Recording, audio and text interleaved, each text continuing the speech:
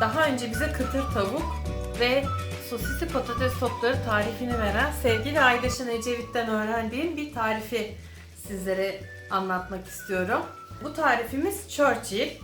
Churchill limon suyu, tuz ve sodadan oluşan bir içecek ve benim migrenim var. Özellikle başım ağrıdığında bana çok iyi geliyor. Okuduğum kadarıyla vücuttaki sıvı elektrolit kaybını dengelediği için insanlara iyi geliyormuş. Bazen fazla alkol tüketiminde de kullanılıyormuş.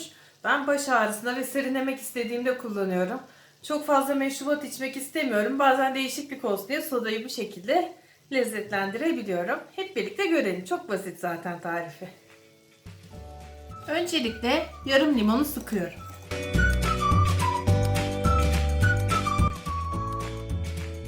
Limonunuzun sulu oluş durumuna göre eğer az su çıkıyorsa bir tam limon da koyabilirsiniz. Bunu bardağın dibine döküyorum.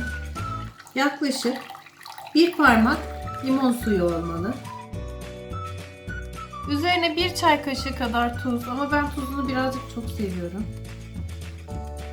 2 çay kaşığı kadar koyuyorum. Ama siz 1 çay kaşığı koyun. Fazlanın telafisi yok sonuçta. Sonra da sodamı açıyorum.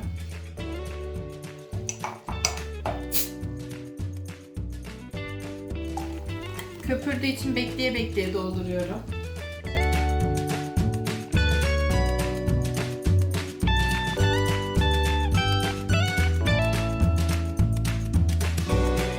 Biraz daha var. Köpüklerin biraz inmesini bekleyeceğim. Gerçekten hem çok lezzetli hem de çok sağlıklı. İçindeki tuzun ve limonun etkisiyle çok köpürüyor.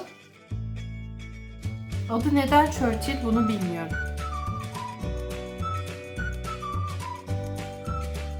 Evet, Churchill'imiz hazır. Bu kadar.